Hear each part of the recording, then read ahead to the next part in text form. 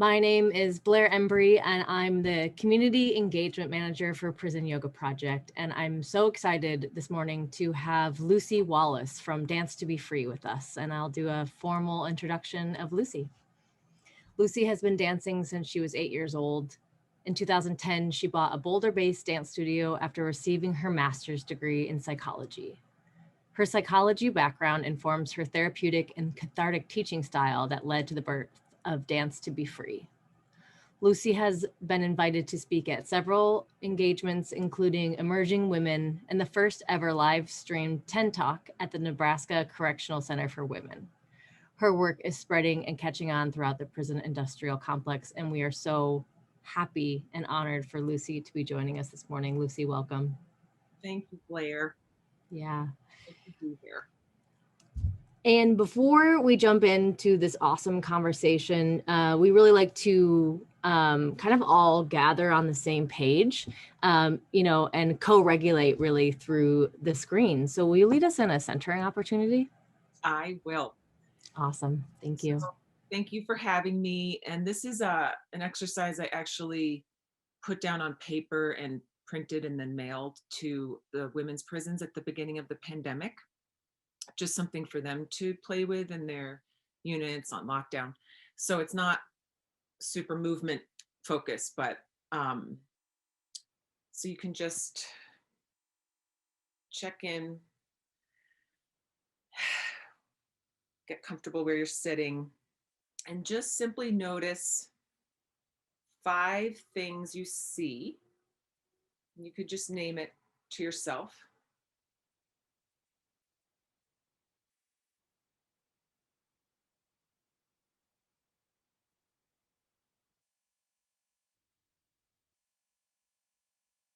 And it can be 4 things you hear.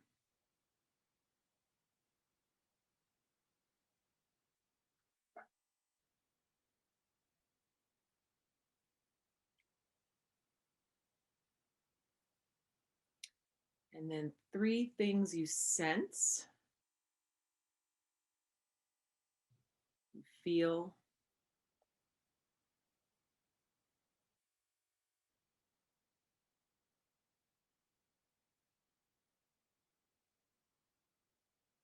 and 2 things you taste,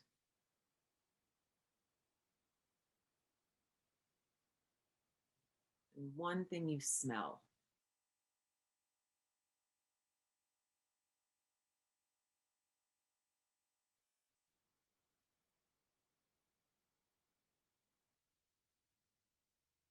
And then I like to just end it with some jazz hands. Yes, I like that. It's like any debris that might still be left, you can get it out. Hand it away. We really need jazz hands right now on this planet. I completely agree. I really love this is a new tool I'm going to incorporate. Absolutely. Thank you. Yeah. And we usually start with kind of a root question.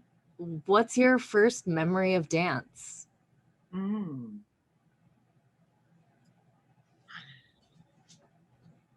A really powerful memory I have that I can't say it's my first, but one of my first, I was maybe 9.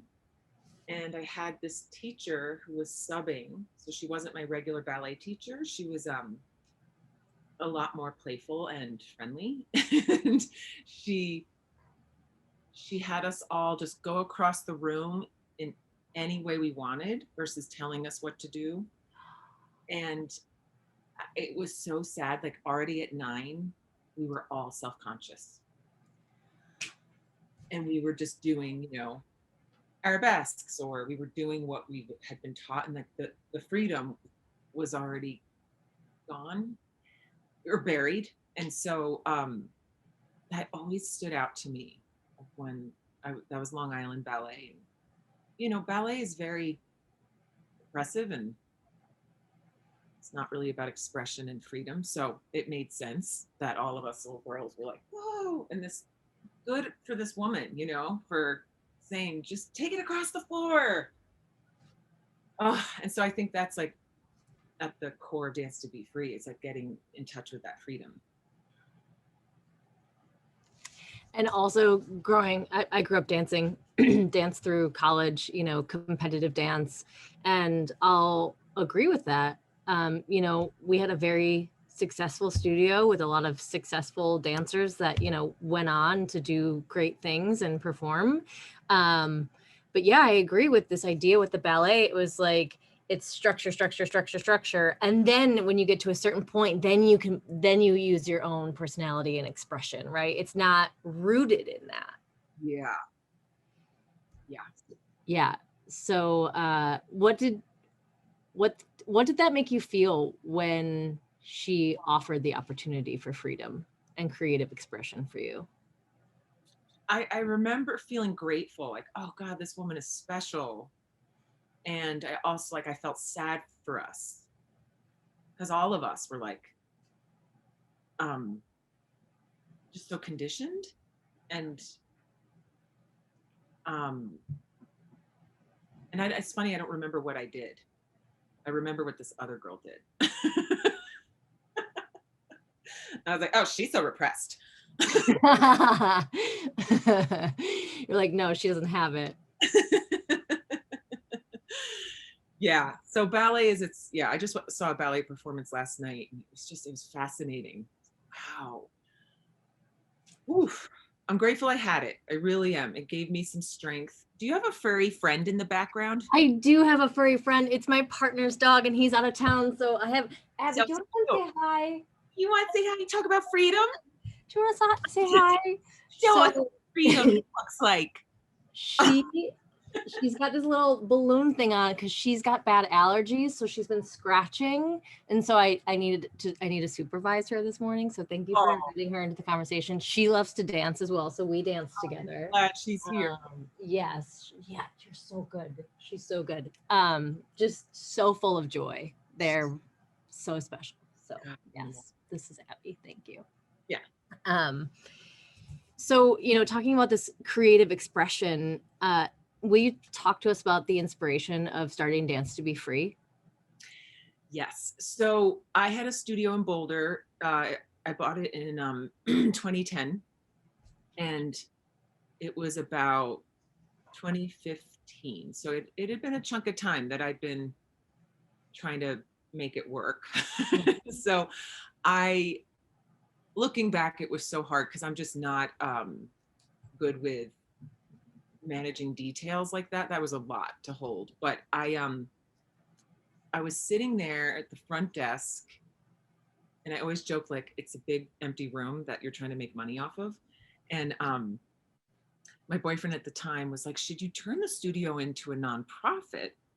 And I was like, huh, kind of an interesting idea. I have no idea what that entails. And then in walked this woman who was a student of mine who wanted to start a scholarship fund for people who couldn't afford to dance at Alchemy, which was such a great idea. And I just ran the idea by her.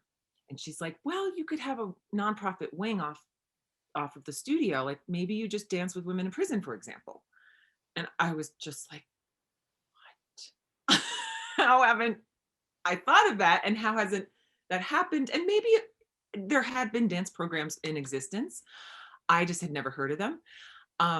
There was one actually in New York that I found out about later on. This woman works in upstate New York with men. So anyway, I was like, hello, yes. And I had my background in psychology. So I just thought the way I learned about trauma was to heal it through the body. So I went to a pretty non-traditional school in Boulder called Naropa, and we didn't get lectured on trauma. It was very experiential, and and we were just really taught that you have to heal it through the body, and so that was just instilled in me. And so I knew when my friend just threw that idea out there, I was like, oh my gosh, this is a traumatized population that could so benefit from this.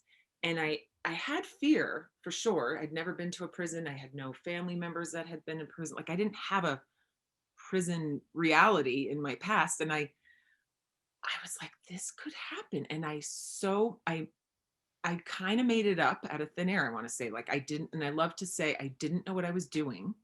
And so if you feel an inspiration or an idea in your life and you don't know what you're doing, like, that's okay. Like, I still don't know how to run a nonprofit fully. I have people who help with that. But like in the beginning, I'm like, I don't know about budgeting and fundraising and board of directors. And um, so that woman who threw the idea out there, she had that background. And so then, because I had a community in Boulder, a dance community, another woman's like, I have a legal background, I could join your board. And then someone's like, I have a CPA, they can help you get the 501c3 status. And we got our nonprofit status in a month. And then my friend's like, I'll build the website. I mean, this is just the beauty of community. And I eventually learned, I didn't even know Denver had a prison. I didn't even know there was a women's prison 40 minutes from me. And I called the captain there. Eventually, finally, I got hold of this guy named Captain Schwaga. And I said, can I bring dance to your prison? And he's like, okay. He's like, become a volunteer. And then I went to this little volunteer training in this church basement in Loveland, Colorado. And I was sitting with, everyone was faith-based. It was like God, bars, ministry, fellowship, AA. And then I was like, dance to be free. And even the name came to me from, when I think about the corny names I was going to use at first, thank God I didn't. My friend was like, I mean, what is it? You're just dancing to be free. Like, he just threw it out there. And I was like, go daddy. I went right away and bought the URL. And then the training at that church basement, I said to the guy who was leading it, I was like, so I want to bring dance to prison. I want to just film myself and burn that class onto DVDs and give the DVDs to the women. And he's like, why wouldn't you come in person? And I was so intimidated. And I look back at that, I'm like, wow, what was I thinking? I'm not going in person. But he was right. He's like, just go check it out. And so then the tour, Denver Women's Correctional Facility, I had a tour in person. And that was pretty edgy for me. Like, I had all sorts of assumptions about what it was going to look like and smell like, and the women were going to glare at me. I just made up stories based off of Hollywood and the media. But I felt so awkward just walking around the prison. I was just like, do I make eye contact? Do I smile? Do I put my hands in my pockets? Like, I was so insecure. And it really just felt like a high school. It just looked like everyone's wearing the same color, but it was just this big high school. I mean, we saw like the wood shop and the chow hall, and we saw this like therapeutic community where there were like these balconies, and the women were all just like talking and engaging. And it was just so not what I thought. It was way healthier than expected. I thought it was going to be really aggressive and scary, but I went in and taught my first class July 1st, 2015. So a couple months after that tour. And there were maybe 8 women. And I just put in a CD at Depeche Mode to get the mood started. Like, while the women were strolling into the gym, I'm like, I'm going to put in a little Depeche Mode. And this woman's like, that's my jam. So awesome. I mean, it's like such 80s music. Why I chose that, I don't know. And then I taught a 1-hour class, and I think I had 2 friends with me. And the lieutenant said that was amazing. And she said, come back. And I went every Sunday for 5 months. And then in 2016, we were like, let's teach them how to teach. So that's the whole next chapter. So I want to keep monologuing. Well, no, we're here for the monologue. We're here. Well, no, I kind of just want to, comment. I already hear how much joy you bring. So I think, I'm smiling, listening to the story and seeing or hearing the women get excited, right? And just through music, as another form of expression and this inspiration for moving our body, right? It's like this, like music is your dance partner when you're dancing. Right. And then to be able to do that in a community, You know, it's said that what 70% of our communication is nonverbal. Mm. And so, you know, I can imagine that dancing in a community, things are getting resolved as well. Maybe personal conflict or, you know, more connection is happening through movement. So Um, so yeah, and then the other part I want to bring in that was surprising for you to share was that, you know, this Colorado facility seemed more healthy Mhm, than you had imagined. And mhm. I kind of, you know, I don't know too much about Colorado politics or policy, but what I see from the outside is that they seem, and I don't like using this word, but they seem more progressive. Mhm. You know, they seem to be one of the first, right? One of the first to legalize cannabis, one of the first to legalize, I think, psilocybin, right? So they seem to be at the forefront of some movements. Yeah. Um, does Colorado seem that way from a systemic level as well? Yeah, yeah, you just touched on so many things. Yeah. Um, so music is such a part of it, and you're so right. And the community aspect there, this woman named Bronwyn Tarr researched um, pain tolerance goes up when we move in community. Like our sense of trust increases when we're in the same rhythm with someone. It's like, whoa, like unison and rhythm and repetition. And then there's the brain. There's been studies on that. The brain loves and seeks predicting. It's like a predicting machine. So, you know, so it can be like, where's the tiger around the corner? Or where's that poisonous berry for hunting and gathering? And so music gives the brain like, okay, there's a beat. I can know there's going to be this beat. That part blew me away too. Like um, Dr. Bruce Perry is so special. He what's his full name? Anyway, he just came out with this book. I think we talked about what happened to you, and he said that there are the 6 R's for healing trauma, and it's rhythm and repetition, respect, relevance, and something else. But like the fact that the relevance is like, I'm not coming in with ballet, I'm coming in with Nicki Minaj, and I'm not saying let's jete. It's like contemporary, and then there's respect. Like I automatically there's respect. Like I've never had to like work through layers of that with myself, with the women. Like I do respect this population because of what they've been through. I always say if I had lived their lives, I would be in prison. And then there's again the rhythm and repetition, and then there's play. Play is huge. So all of this is happening, and like you said, it's resolving itself. So I don't have to say what happened to you when you were little. So there's no re-traumatizing by talking about it. And then that's, you know, this part of the brain. But really what's traumatized is this part of the brain that was like hyper vigilant, looking for danger and threat when we were infants, or didn't have control of our bodies, which is essentially trauma. It's like when we lose control of our physical experience. And so then they have control. Then they're like, I'm moving this way because I'm choosing to. I'm kicking, I'm punching, I'm reaching, I'm arching.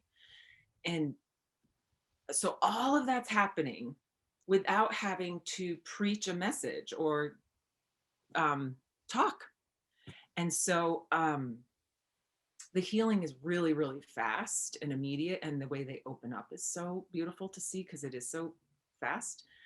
Um, and then you touched on Colorado. And yes, I do want to give a shout out to Dean Williams because he is the director. So every state has a governor, and then the governor appoints a director, and the director oversees the whole state. And then you have all the individual wardens and operations, but the director is a big part of how the state behaves. And Dean Williams is so cool.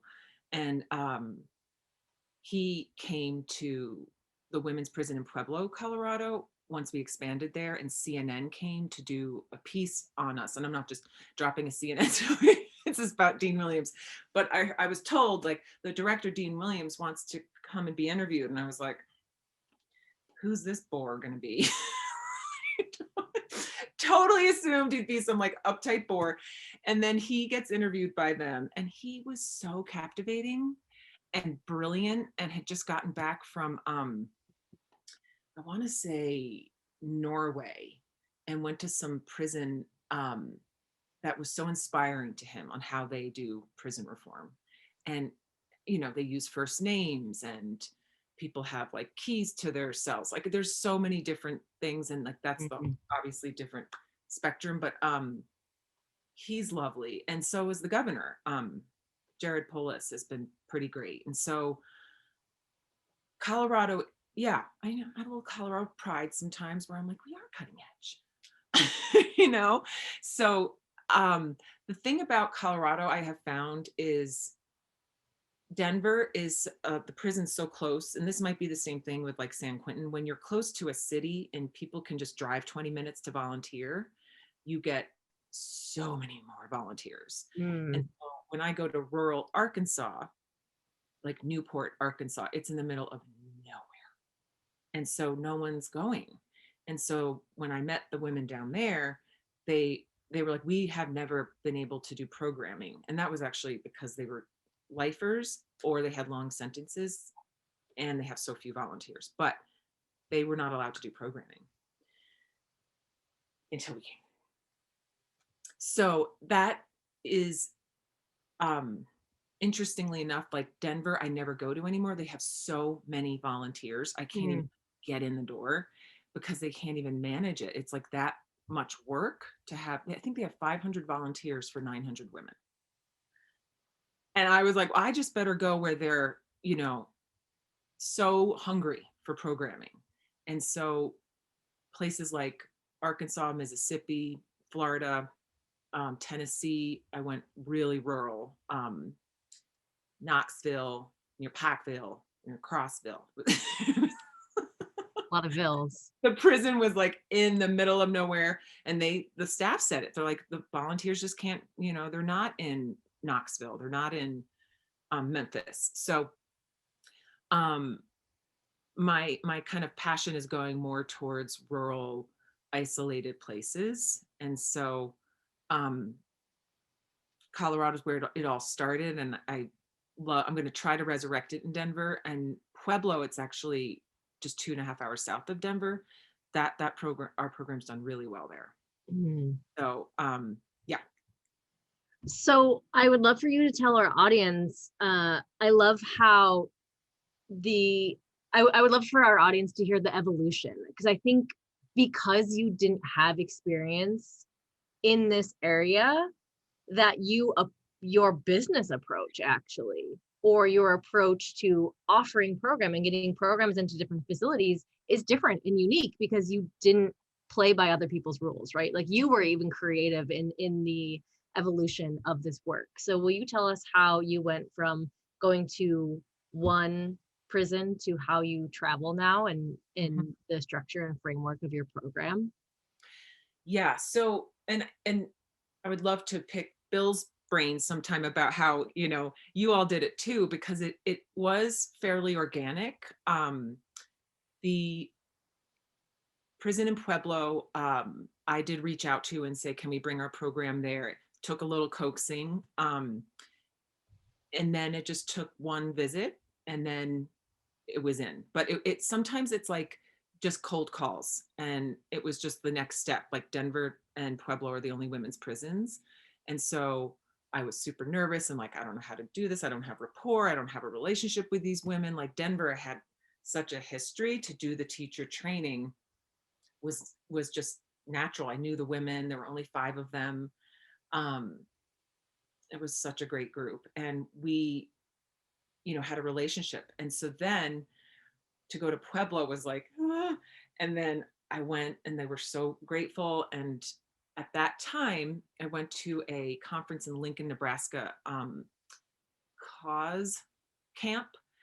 And there was this booth, and this guy, I told this story before of this guy had milk duds in a bowl, and then he had like a banner and some pamphlets, and all I saw at his booth were the milk duds. And so I went for the milk duds, and I was like, I should be polite and ask him what he does. And he's like, oh, I work with prisoners and help them make furniture and metalwork. And I was like, really? And he's like, I said, do you happen to know if there's a women's prison um, in Nebraska? He's like, yeah, I'll get you the warden's email. And at this point, I had no relation to the wardens in Colorado. And so I felt like that was a gold mine to get the warden's number. And I just emailed her and called her. And then, took some explaining of like, this is what we do, shipped DVDs. So I used to, I still do. I burn all of my classes that I film in Boulder and put them onto DVDs because everything is so archaic. You can't use the internet. So I can't bring in music on a laptop. I can't bring in anything with a link. So it's like old school. I literally ship, like in a disc wallet. I went to Target yesterday to buy more of these, and they're like, wow, I can't even believe they sell them. So I shipped one of these to Nebraska, and then the women started dancing in the gym to them. And I think they felt like a lot of emotion. Some of them would just be alone in the gym by themselves and crying while dancing. And Nebraska is so warm and fuzzy as a prison goes. It's just very easy to work with, really supportive, very progressive. 300 women tops, and I did a training with them in the summer of 2016, and it was just beautiful. And then a woman came to my studio and said, can we have coffee? I'm from the South. I would love to help you expand down South. I'm from Little Rock. And so she made connections for us in Little Rock and Jackson, Mississippi. And then she started coming to trainings with me, joined the team. And then she spoke at a conference with all the Dean Williams of each state. So all the directors of basically the South were there and listened to Catherine speak. And then they called us. So Florida, Virginia, Tennessee, reached out to us back in like 2017. And so we really didn't have to sell it. It was just being asked for. The part that is so incredibly hard is the correspondence and keeping the connections with the staff alive. And so that I think it's like more important, like the women, working with the women's easy. It's the staff that can be, there's turnover, there's burnout, there's a lack of understanding of the program. Like I'm leaving for a prison on Monday, and I found out my touchstone is gone. And so I'm like, who's gonna escort me? And he's like, well, maybe the assistant warden, we'll figure it out. I'm like, okay. It's so chaotic, and I know that their jobs are so chaotic, and especially during a pandemic. Um, and then it's really painful. One rec director I've worked with for 4 years who became a friend. He'd like my posts on Facebook and be like, Merry Christmas. So, you get to know these people, and he had a false sexual misconduct allegation against him. And so he quit, and I actually cried. I wept. I felt like, oh God, I'm going to probably not be able to work with that prison anymore. And I begged him to stay. And I said, please understand, these women are transferring their trauma onto you. You're in a position of authority. There's a power, please understand. I was begging him to stay, and he's like, I don't need drama in my life, and I'm going to retire. Just broke my heart. And so it's like starting from scratch. And so we'll see if I can keep that going. And then down in Mississippi, the warden got promoted and I just can't get a hold of the new warden. Mm. So it's filled with like so much magic and so much flow and so much beauty, and then like utter red tape, and like every prison is a different universe. So it's like in Hawaii, you know, they're pretty relaxed, but they're like no earrings. And then like, Pueblo, they're like, you can't wear green. And then Florida, like, you can't bring in water. And now it's like with like the volunteer protocol, it's like, what do we have to do? Okay, for you, we have to do an entirely different, like for Florida, I had to get fingerprinted down in Littleton. I had to go to some UPS shop down in the middle of a plaza in Littleton, like the only UPS shop I could get fingerprinted. And then that went to like Tallahassee. I mean, it's like I really just I have to surrender. And so when I heard that my trip on Monday, like, oh gosh, my main person is not there, I'm like, why am I surprised anymore? Like Mm. just I have to surrender continuously. And then I think of what the women are dealing with. Like they joke, they're like, it's the Department of Confusion, DOC. They're like, it's a different set of rules depending on the staff. So Mm. it's one dream or maybe goal is to teach the staff, to work with the staff, because I think there's so much vicarious trauma. um I think there's trauma unresolved, even just how do you come into this field, like who would really want to be a correctional officer. In some respects I think it can be, there are really great people I've worked with, like absolutely um helpful, supportive, and then there's people who abuse their power. And so um yeah. And I think, what you had spoken to when we met previously was that you like creating a culture Mm-hmm. around this work. Mm-hmm. Because so much of what we do is about relationships. Mm-hmm. And, I think a lot of trauma happens through relationships. So by making new, trustworthy, joyful relationships, we're healing in a way. Yeah. And so I can see how your program does that, but I also can see how, one piece of that web falling um, could mean that a program could stop, right? Or you hit a new wall. Mm-hmm. Yeah. Yeah. My ex-husband described me as a pit bull. And I can be really, really persistent. And I think that probably, I mean, there are moments where I'm like, oh my God, this is so hard. Is it possible? Is this doable? Have I chosen like the hardest? It feels like an obstacle course. Mm. Um, and then it's just so, it's so beautiful with the women. Like it's so, Yeah, this will you tell us about your program? Because it's not just you going in and dancing with the women, you're training them. So will you tell us about the framework of what you offer? yeah. So we've changed it recently. But what we used to do was a 3-day training for everyone, whether you wanted to teach or not, you could come and do this training. And so it was really intended to help them heal. And if you wanted to teach, which is usually about 5%, 10% of a group goes on to really teach, then you would start memorizing the material that's on the DVDs and learning the, I have, I don't know, 175 songs I leave behind and say, practice, memorize, and then lead yourself.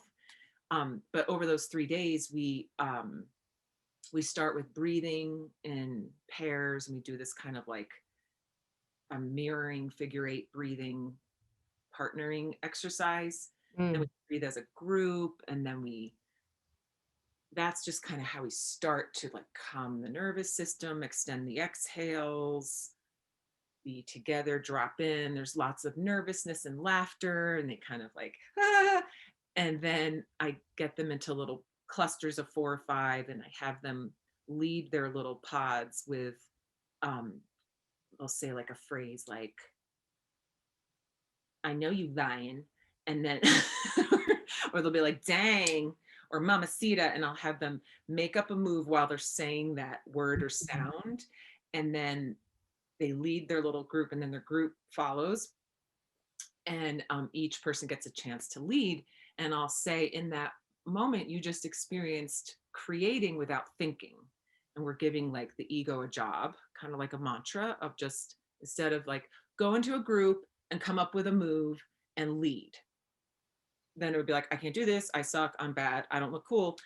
Instead, they're saying mamacita, mamacita, mamacita, mamacita. And then they're like, mamacita, mama. And then they're like unleashed and so creative. And then they just look like little girls, and they're so playful and laughing so hard.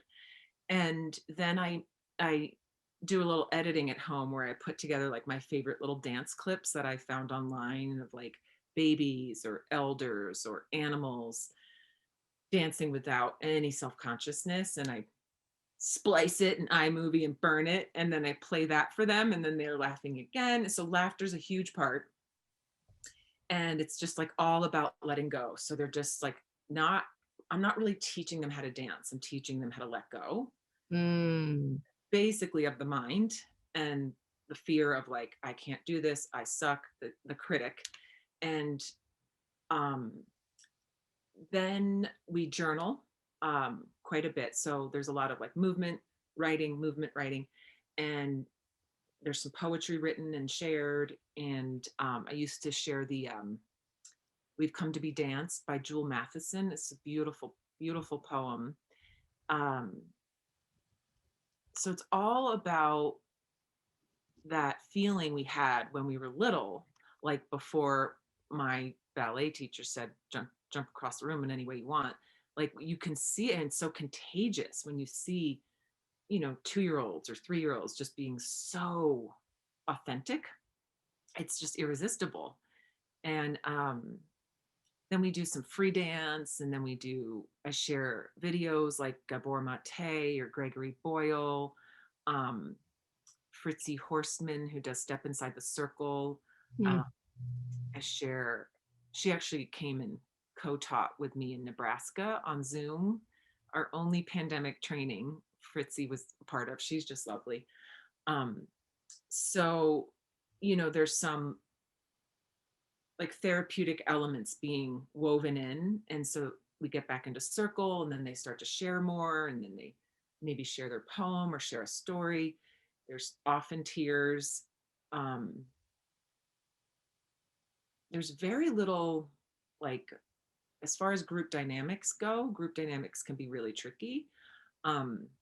The part that gets tricky is when we go to choreograph on the second day. And as a group, and sometimes these groups were huge, I would have like 35 women, and I was going to choreograph a song with that many personalities. And that's why we're redoing it now, where I'm like, I'm going to come back the next trip, we'll choreograph with the few that really want to go on to teach. It was too many cooks in the kitchen. And that's where I would, hear in the background, like, I don't like your white girl move, or that's where one of my favorite stories was in Mississippi, where this one, so I'd be like, you 5 are the verse, you 5 are the bridge, you 5 are the chorus.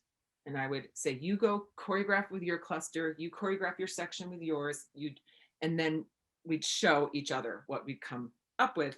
And one girl was like, I don't like your move. And this other girl was like, shut the fuck up.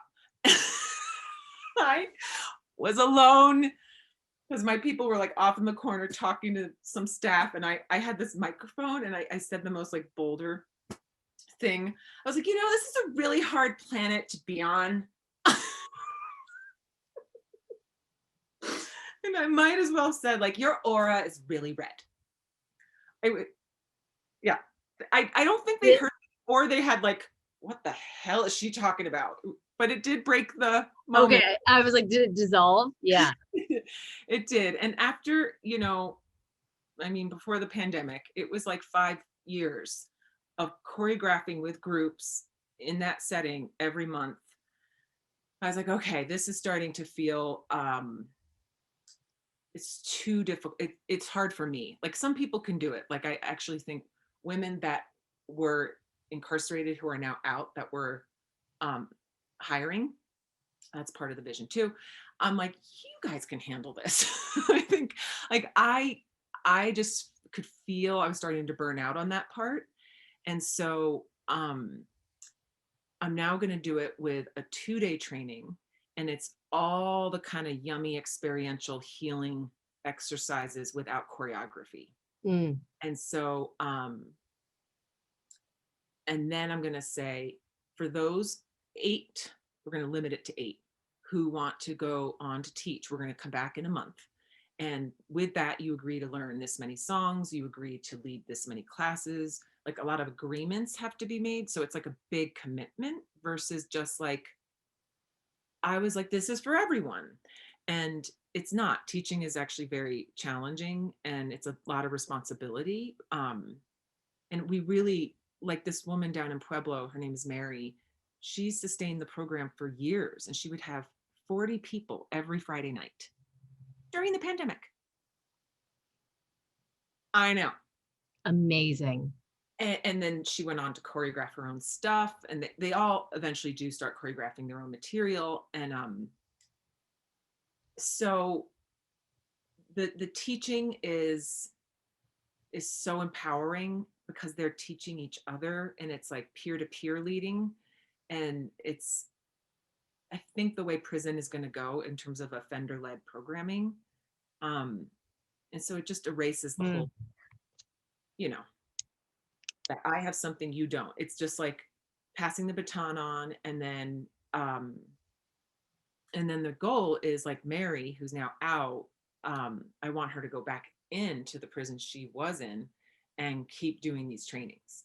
And so she's not only teaching, she's going to do the trainings themselves. And she did that during the pandemic. She led a training. So not just dancing for an hour, she did like the whole workshop. Oh my God. And I feel like maybe for our audience, so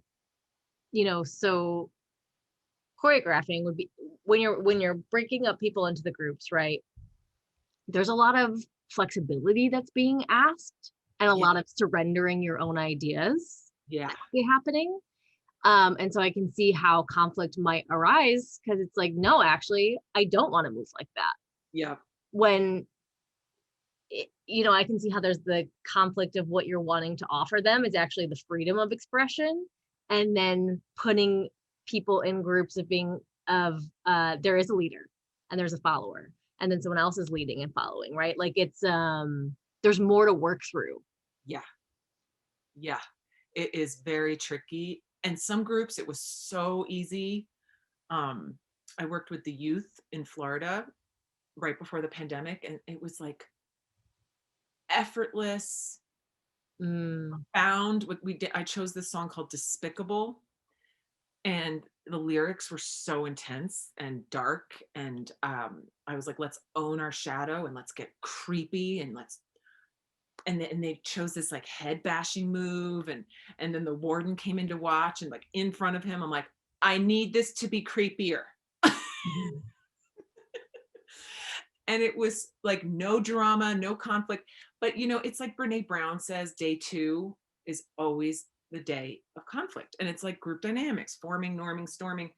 And I just feel like as much as choreographing is so beautiful and eventually we'll get there, it's not the point of Dance to Be Free. It's really about the movement and the connecting and the sharing and the dropping in. And so I'm doing it now where the 3rd day is going to just be like an open class for the whole general population. So that could be like 100 people. So where I'm going on Monday is to Florida. I'm going to dance outside. So after I do my workshop with those 20 women, I'll then go dance with anyone and then do like a Q&A. And so I'm shifting it a little. So I preserve my sanity. And then when we come back, we'll work with like a very small group, and they'll agree to or not. A big part of it, like they didn't always want to hear my feedback, and that was really tricky.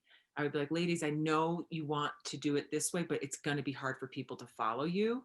And there would be so much pushback because they wanted to make it like really fancy and gestury. I was like, that's going to be hard for people. You want them to feel like rock stars and like they jump in and they can follow.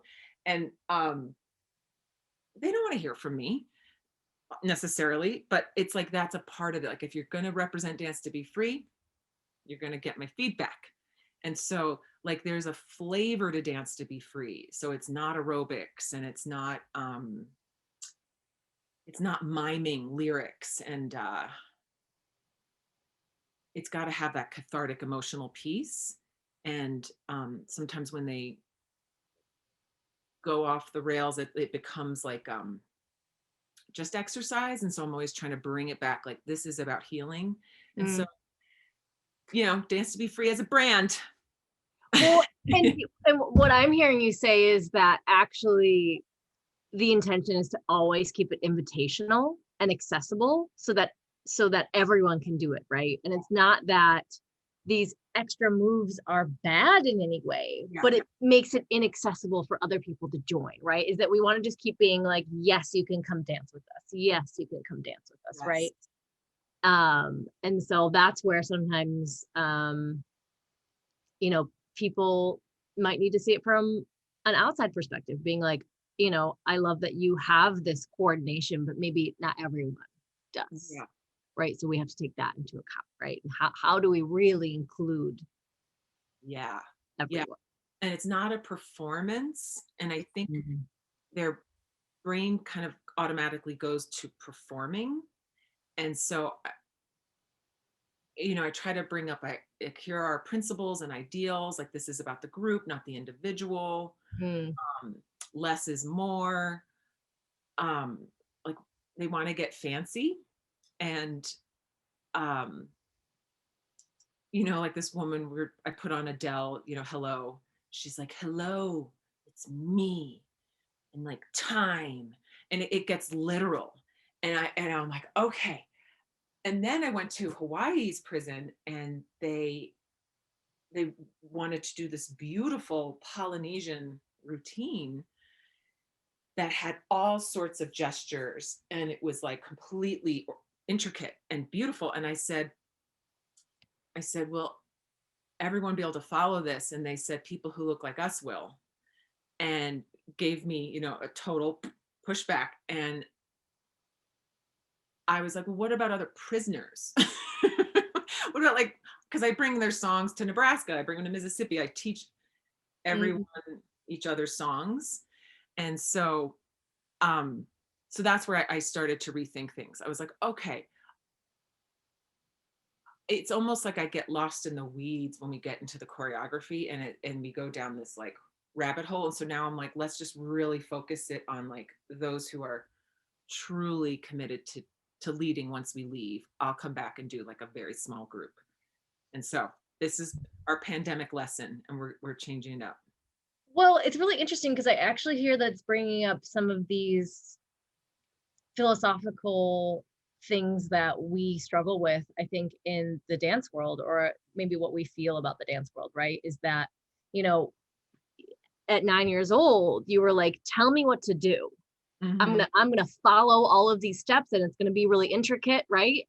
And then what we're really wanting to offer is that expressive piece. Or what you're really wanting to offer with Dance to Be Free is the expression.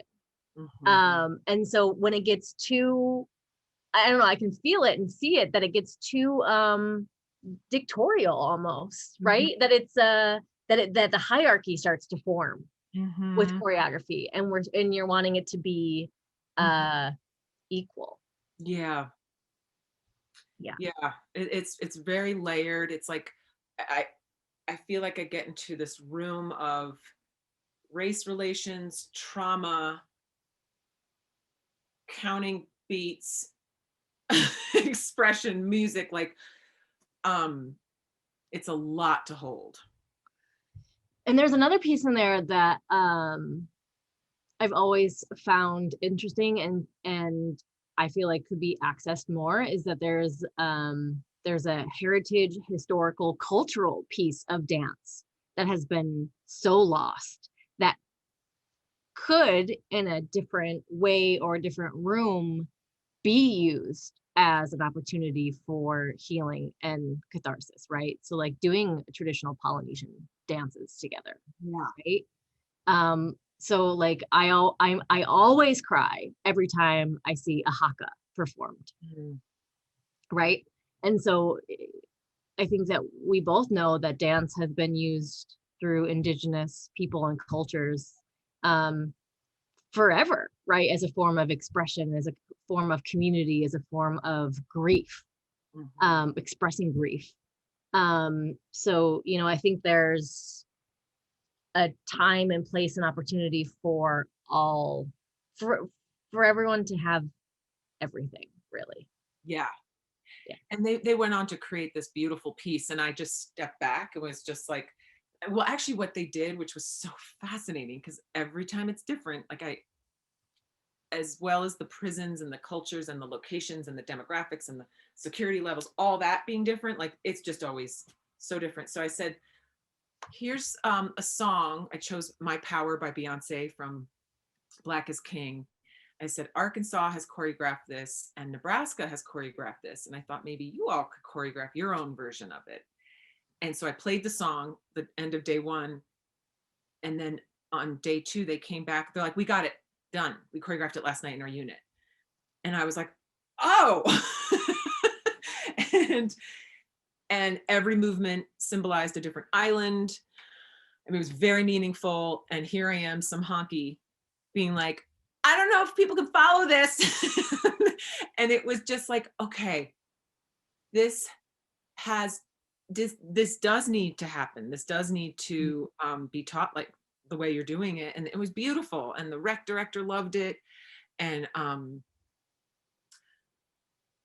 yeah, I really hope to go back there. And I've been there several times, and I had never had this experience where they were like, this is New Zealand, this is the Big Island, this is Tahiti. Like, I never had that. The last time I was there, it was like hip hop, and and so you never know. It's constant surrender, bobbing and weaving all the time.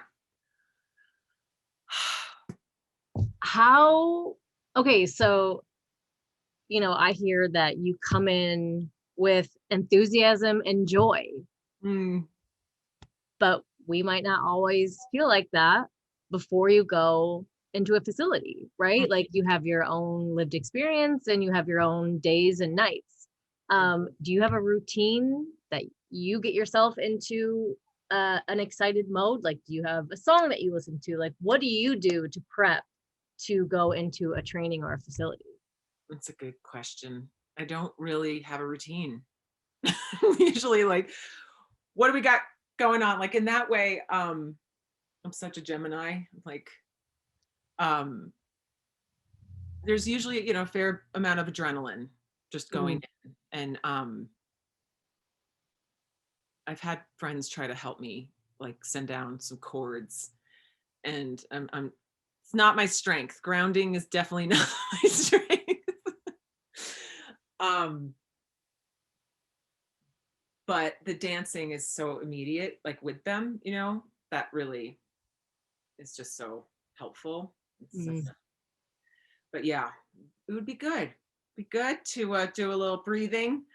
Well, not necessarily even grounding. Yes, I hear the grounding. So now I'm hearing what you want before you go in. Like I'm hearing that you want grounding, but I think, you know, for me, I'm like, all right, like what playlist am I gonna jam to in the car? You know, like Uh-huh. but it makes sense that you have that your adrenaline's already Yeah. pumped, right? Yeah.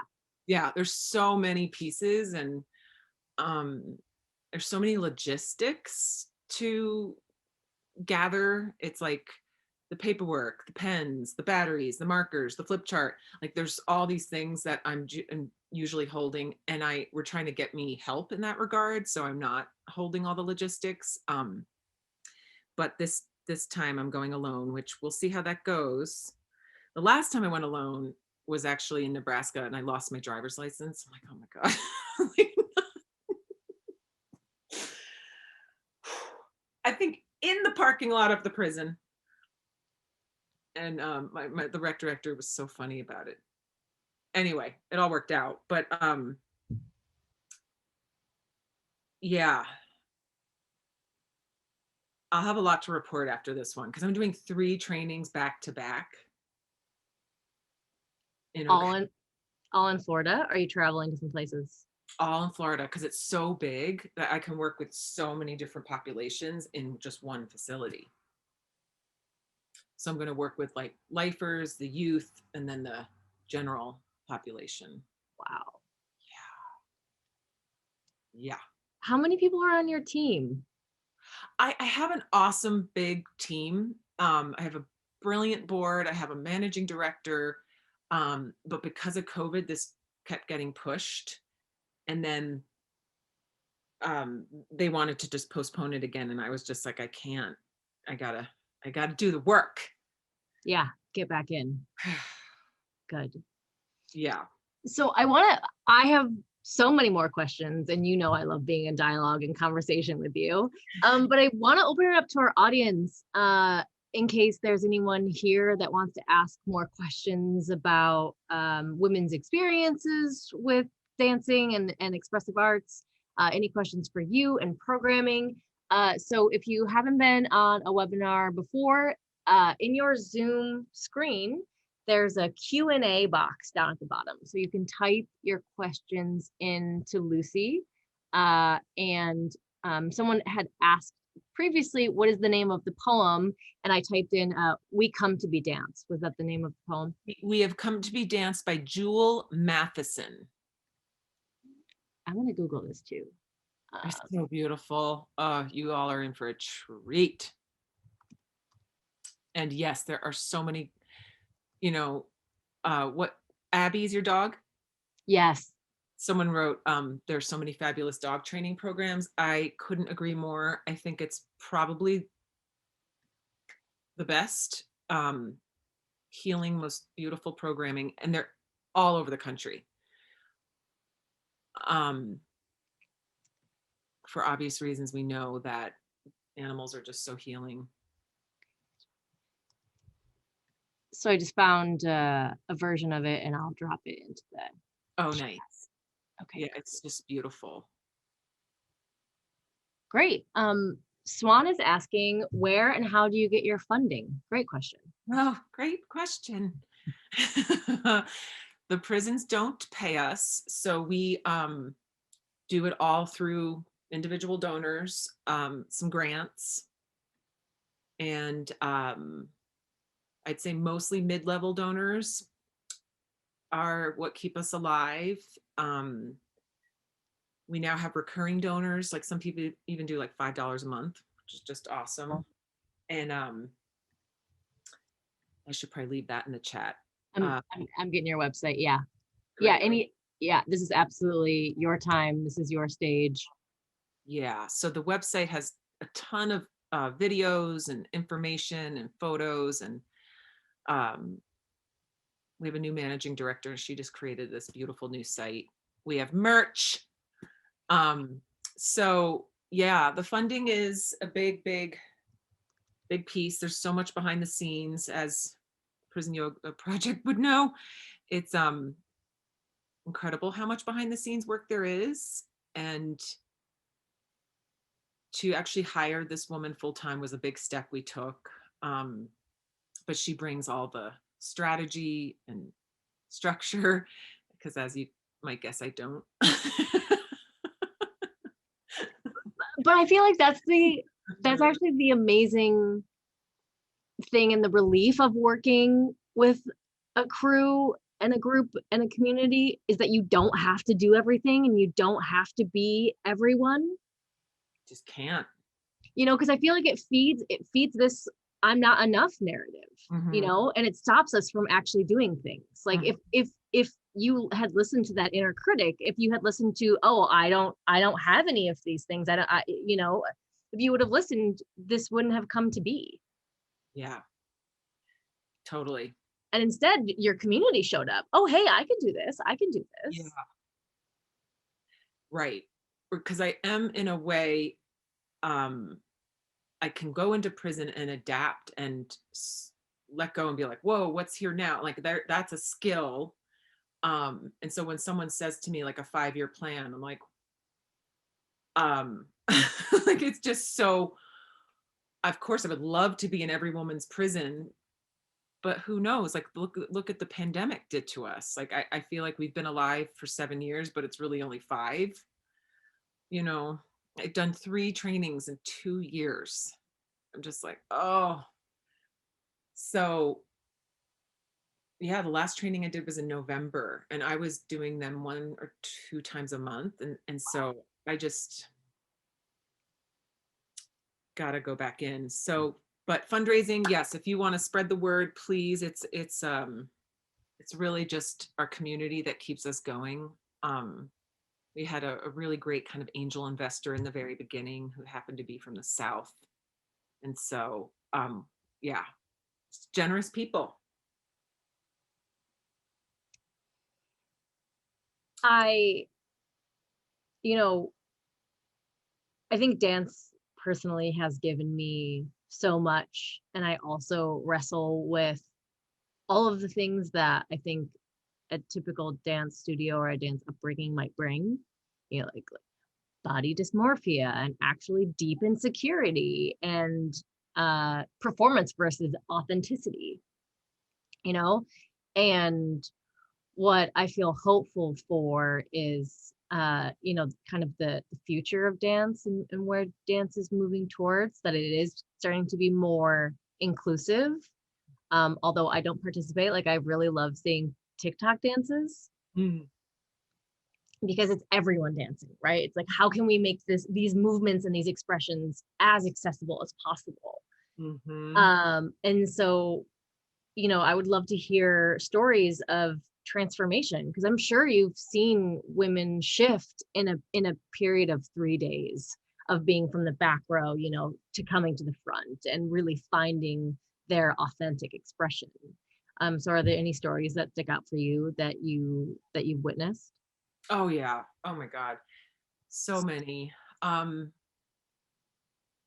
so many, from the ones that do speak a lot to the ones that don't, like often in a circle, it's like there's the really quiet ones, and then there's the ones that share and share so beautifully. And there was this really quiet woman in Florida, and I said, do you have anything you want to share? And she's like, I just feel like a glacier that's melting into the ocean. I mean, just poetry. And I feel like I don't know what it is about people that aren't, I don't know, I don't want to use the word privileged. It's so many layers. It's like highly educated, privileged. I just feel like we have a way of speaking that's, these, the women I meet are just so raw.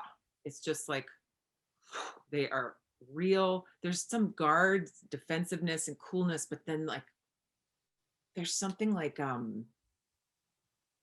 so much more authentic. And I don't know if that's just being, there's so much they've lost. There's like everyone's on this equal level. They're all wearing the same thing. There's no money, there's no image, there's no um yeah. There, one woman said to me, my enemy comes to this class every Friday night and she's on the other side of the room, and we still both show up to dance. And then another woman's like, I've gone from 8 meds to 1. Mm-hmm.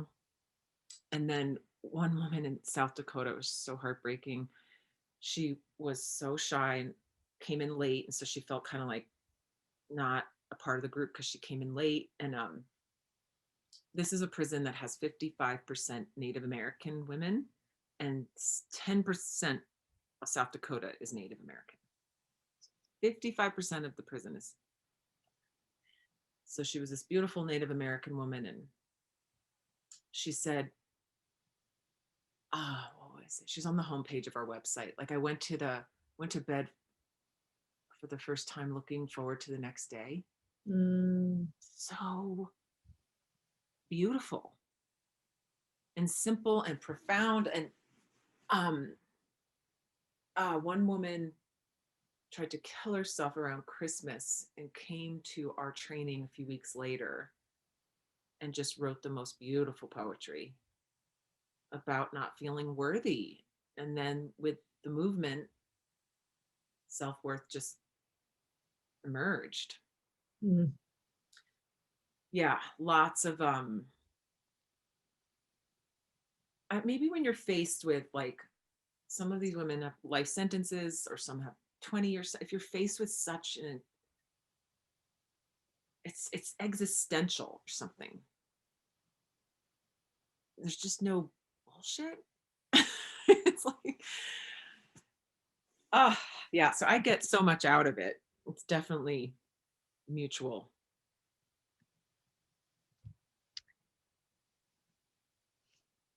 I feel like a question popped in, but it will pop back into my brain. Mhm. We got a couple more questions coming in here, which is great. Um, Amy Lewis says, I can tell that you're a natural at building community. I was wondering if you return to the places annually. Like, how does the program in each prison continue? And has there been much research on dance in prison recovery? Great questions, Amy. Yeah. I think the first question of it is, do you return annually and how do the programs continue? So if it's drivable, like Nebraska or Colorado or South Dakota, um, it's really easy to go more. So I went to Nebraska a total of 10 times maybe in 5 years or something.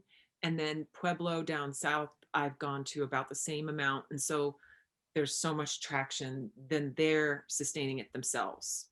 Almost to the point where I don't need to go back, but um, I'm going to go back to Pueblo actually and just check in. But a place like Florida, I've been to 4 times, maybe twice a year. I got there. Um, Very expensive to go there, obviously. That's kind of why I'm doing 3 back to back with this trip because I'm like, if I'm already flying, let's just stay. So the goal is to go at least 5 times and then get them to sustain it. Um, so places like Mississippi, I can tell like we need to go back. Obviously, because of COVID, it's so hard. It's been so hard. Um, but we really do want the women to sustain it. And so um, that's what they're doing in a couple prisons already. And then what was the second part? Yeah, and then has there been much research on dance in prison recovery? I think there's been more on yoga. But I think it's very similar in terms of like Bessel van der Kolk, what he has studied about like heart rate variability. Mm. It's so cross pollinates. And like that woman Bronwyn Tarr I spoke about earlier, she's done some research. And we're trying to do research with Emory University and the University of Nebraska. And um, that's filled with a lot of red tape and stuff. But we are working with 2 universities on researching the impact on trauma that Dance to Be Free has. And was there another question in there? No, that was there's another question in the box, but I want to so are you I don't know if Nicole's here, but I'm sure she would have tons of questions. You know, she does there's quantitative and qualitative, and I'm not one to speak of them. But is that what you're starting to do for the research? You're starting to pull all of the data. Yeah, it's basically been anecdotal and it's been we had a woman research the journal responses of our women in several states. So she read dozens and dozens of journal responses and did a thematic analysis. And she saw that the biggest theme was that they wanted to help others. Empathy. Really beautiful. And then we've done a lot of like our own type of um, anecdotal research, but yeah, the grants and the foundations want evidence-based data. So we're gonna use an anxiety and depression screener at the beginning and end It's hard to get those approved. A lot of red tape. A lot of prisons are paranoid about their reputation, and so that gets tricky. And if we leave them behind and we're like, can you do like an elongated study, and then we try to get like the second batch back, then it gets lost, and it's a lot of obstacles, but we are working with two good teams. Some professors in Nebraska are doing a longer in-depth study, whereas Emory's doing a screener. And so there's not a ton out there though, so I'm hoping to add to the mix. I love that. Mhm. And I look forward to your book. And we have another question from our community. How do you connect the strength of yoga with the fluidity of dance in a prison program? I weave in yoga throughout the training. I'm not a trained yoga teacher, but I feel like I have the basics down. I do it at the end of every time I teach here in Boulder. We always end with core strengthening and yoga. And so that I try to weave in terms of like body mechanics, and so they don't get injured.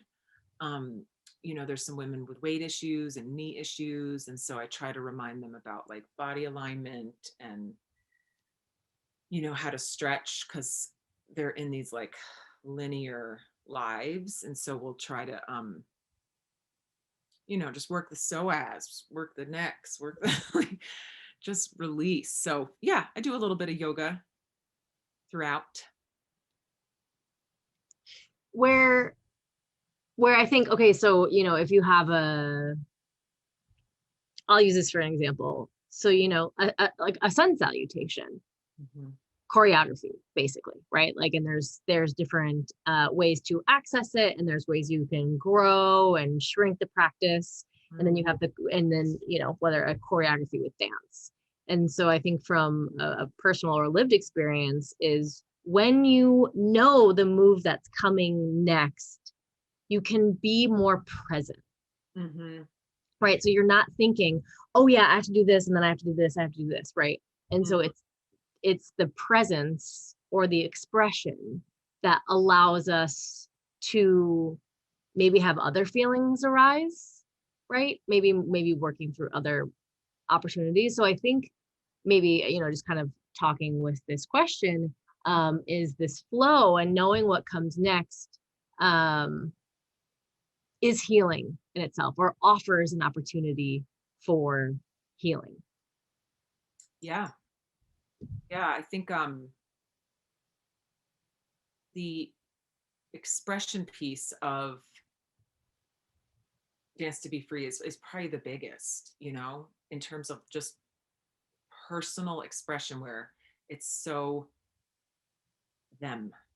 And so that piece is, and that's kind of what I'm trying, this memoir I'm trying to work on. I feel stuck with it, but I have a bunch of these stories written down, and I'm like, what is the theme? And the theme is freedom. And I think if I just continually come back to that, like, that's really what Dance to Be Free is, because it's like you're in prison, and to experience freedom within prison is just monumental. Yeah. So I know that you had spoken that in Florida you're working with youth, people that are incarcerated for life, and then another population. Mm-hmm. Is there uh who tends to have more programming? Is there a population throughout the states? Maybe just kind of more like system questions. I want to say that depends on the prison. Mm-hmm. Um, like Florida, I've only ever worked with the long-term sentence women. That was a mix of lifers and long-term sentences. So why they brought me there first, I actually don't know, but that was the prison's choice.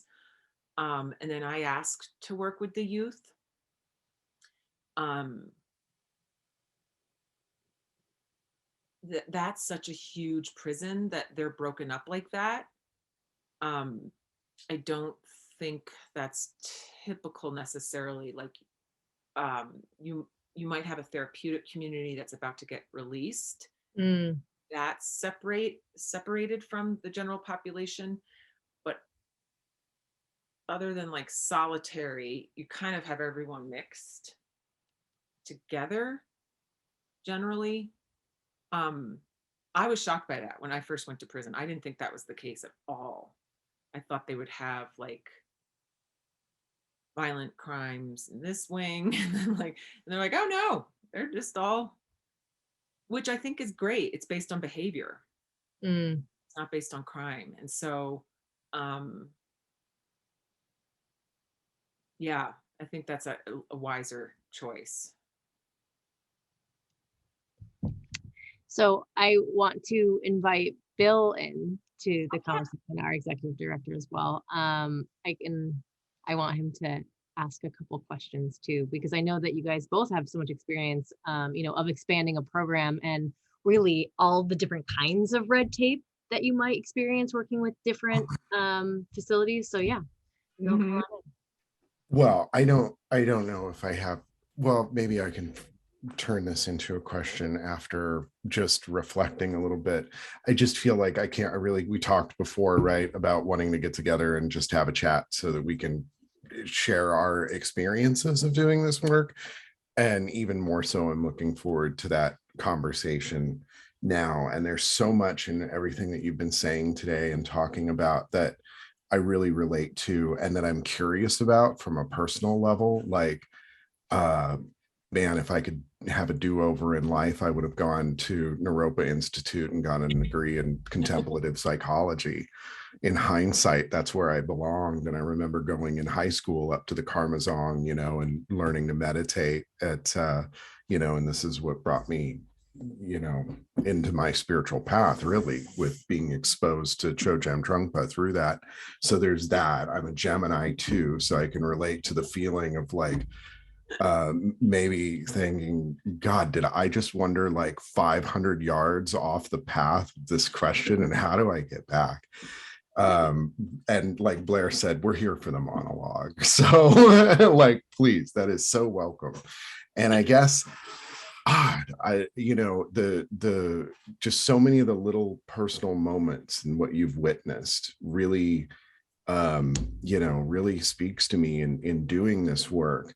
And like you, I think when I got into this, I didn't go looking for this. in. I did not say, oh, I know that there's this population of people that are in need. It's like it happened to be that James Fox showed up when I was in my teacher training and did an afternoon workshop. And that got me interested enough to go in for the first time. And I remember my experience of going in for the first time and all the misconceptions that I had. And it feels like layers and layers of misconceptions that get stripped away the longer you do this work. But for me, upper middle class, white, cisgendered male, it's like center of the power, dynamic minus the wealth. And then, here I am. And my experience has been that, like, I don't now, having been exposed to this, I don't have a choice but to do this work, because I can see that the suffering is so great and the need is so great, and just there's nothing better that I could do with my energy. And I'm also relating again to what I'm feeling from you about this real need to get back in there. After this pandemic, I have been locked out now for 2 years, and the jails in San Diego just aren't ready, and the prison, it's like it keeps getting closer and then pulled away with Omicron, and it's gutting, because these are the people that was my spiritual community. And thank God I have the rest of this community on the outside through PYP. And so just to get to put this into, I think, a question, I'm really curious to hear a little bit about, and it really, it's it when I was hearing it, I hear it in your voice, when you were talking about 10% of the population in South Dakota being Native American and 55% of the incarcerated people in this prison that you're working in, and I've heard other statistics of like the average life span of women on the Pine Ridge Reservation is below 50. Mm. And I'm curious to just hear you talk about how doing this work, maybe talk a little bit more about how doing this work has changed you. Mm-hmm. Mm. Yeah, I've had so much, not only privilege but luck. Like I feel like I had my fair share of, crazy relatives and wacky dad, but like my dad was, his mental health, I thought he was bipolar my whole life. I just found out he's not. It's like, I get that wrong. But his manic episodes were safe. Like I never felt afraid Hmm. in my home. I never felt afraid of his mania. And I think like I had enough exposure to mental health issues without feeling traumatized by them. And I had no sexual abuse and I've had no eating disorders. Like I feel like I kind of came in with a body that can handle a space that's heavily traumatized without getting necessarily triggered. Even if I leave and lose my license in the parking lot because I'm maybe it is impacting me, but like I feel like I can handle it in a way like I've been prepared for it. I took care of elderly women for 10 Mm. years, elders, with very few men because they don't live that long, but I took care of like a lot of old ladies, and I just kind of waited like, with them as they were waiting to die, I feel like. And the humor and the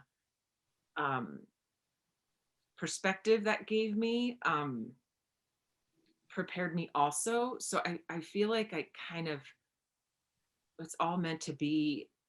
But what's changed me, and it's a really big topic and discussion, but like in the process of Dance to Be Free, I learned about my ancestry in a whole nother way. I was like, oh God, we have some major blood on our hands, like in so many major ways. My mother's side is from Virginia, and my grandfather was in the CIA. My my great grandmother purchased this plantation essentially in the 1840s that had slaves.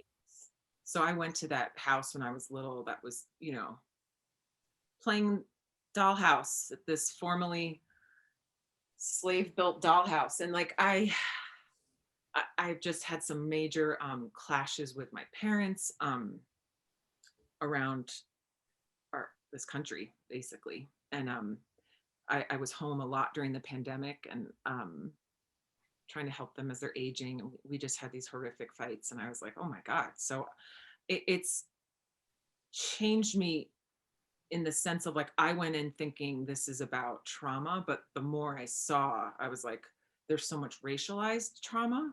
And I didn't know how to hold, I was like, I'm a symbol just by walking in the room. I symbolize so much. And like that moment in Hawaii was like, oh wow, okay. So I've had to just look at my blind spots, my white cringing. It's been a lot. Yeah. Once again, I can really relate to that. Blair and I did a workshop last week, and we didn't have quite enough material prepared.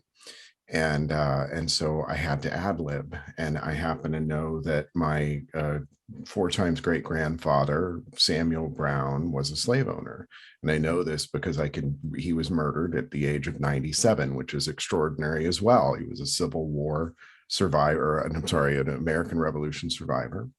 And I know that he was murdered, he and his wife, along with 3 of their Negroes, is the way the article puts it, and so to see this, and I'm like, oh yeah, here it is. And then I see, I can see on ancestry.com, like where my people on my dad's side come from.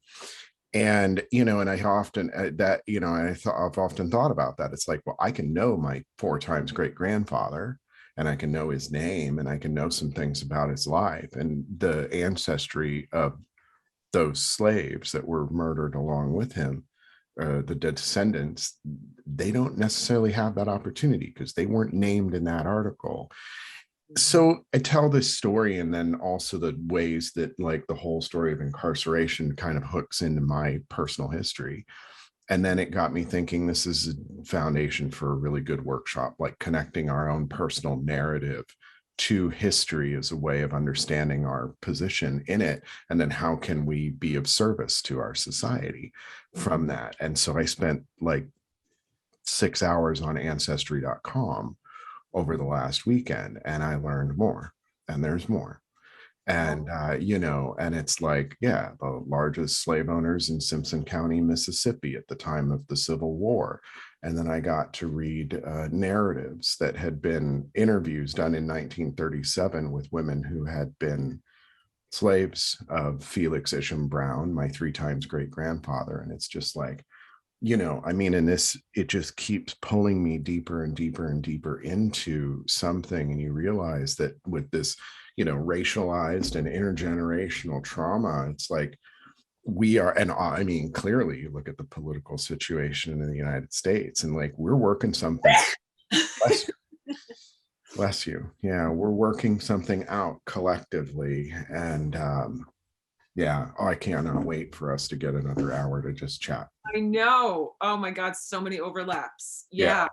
Yeah. Going into Mississippi, I'm like, oh my God. Like I went to the Civil Rights Museum when I was down there, Mm-hmm. and not related, named Lily Wallace, and a woman we've hired who was incarcerated and is Black.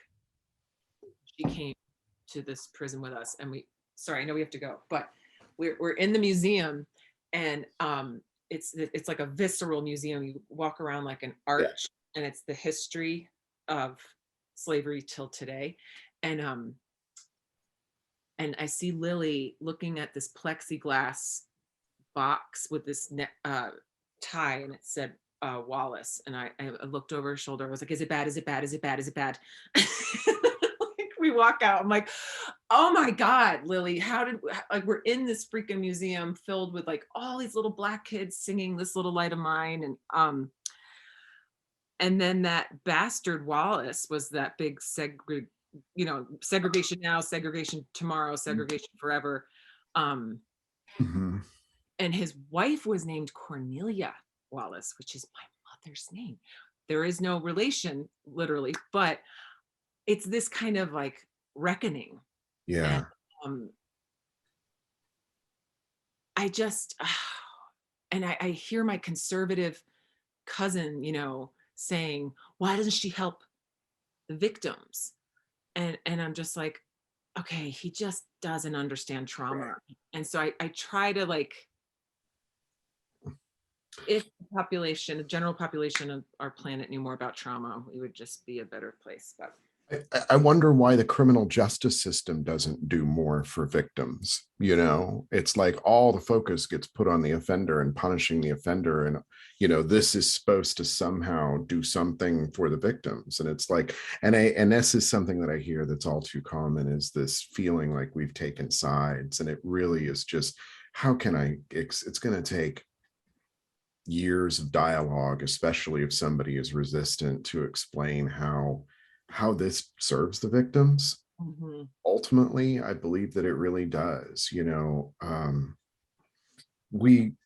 I'm sure we could go on for at least another hour or so. We should. It looks like there might be a. Yeah, I've got one more question, which is really great, and I just want to call it in. One of our participants says, I live in a white body too. Do you have ideas, programs, and what do you do to be part of your own anti-racist work?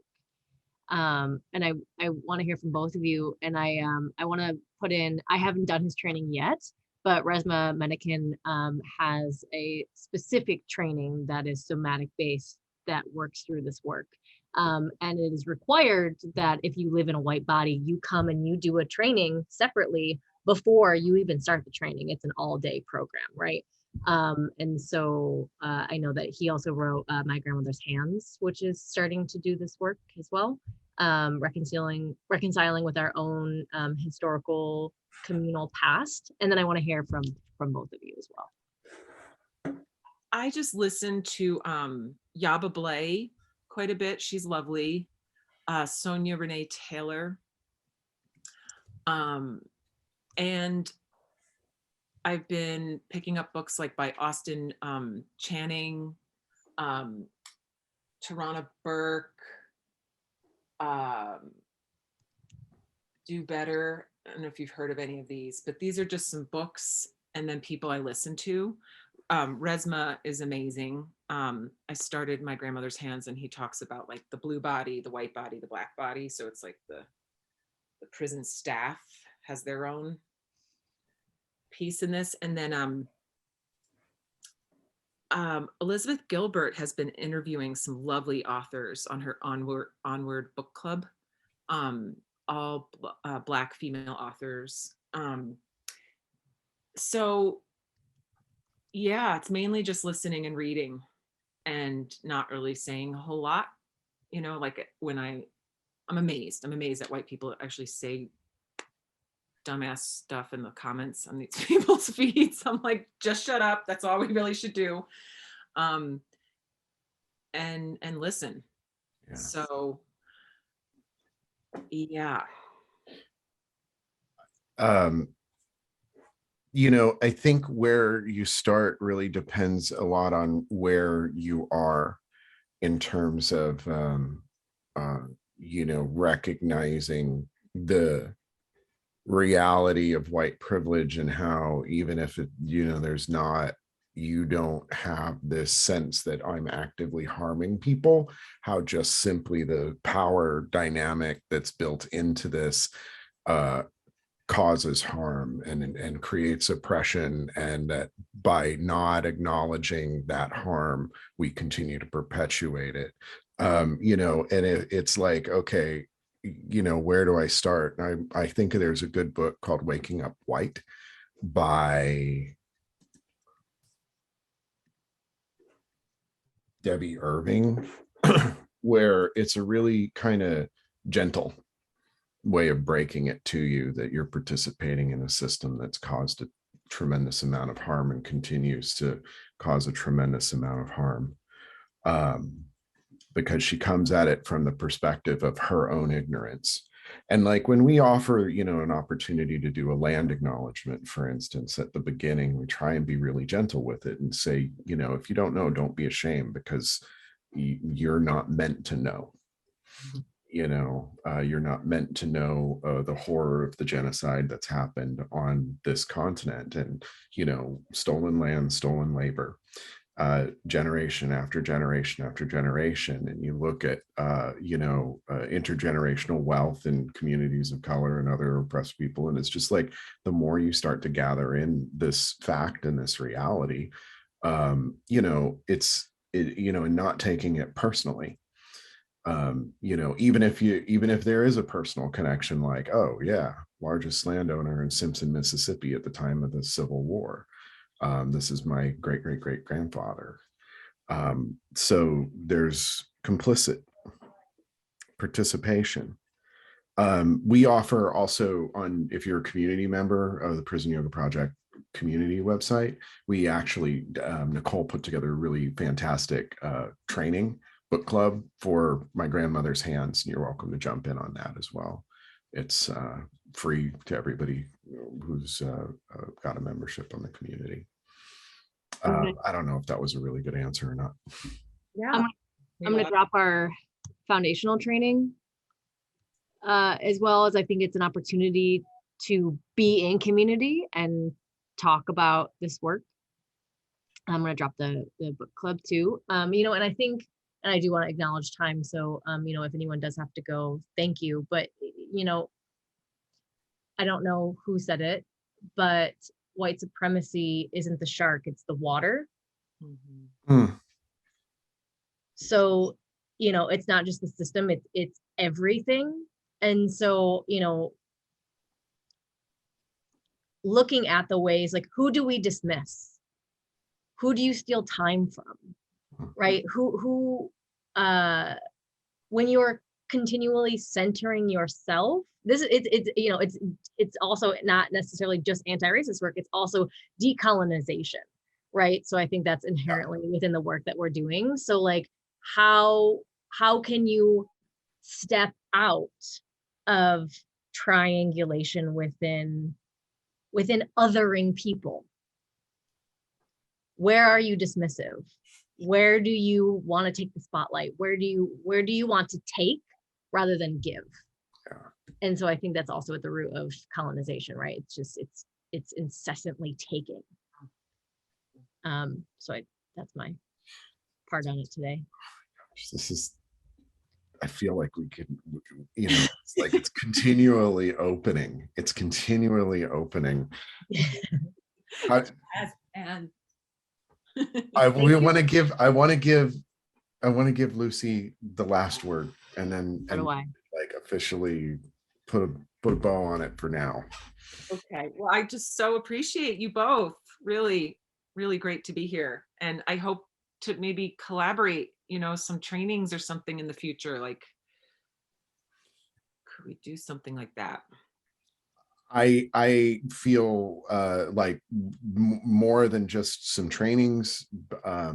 Like I'm hearing you about grants, and I'm feeling like, oh boy, you know, we've learned so much in creating writing grants for programs here in California, and I wish the cycle hadn't just ended, because like I believe that you would be eligible to apply for these grants, and it's like I want to brainstorm with you to think about how to expand and grow what you're doing.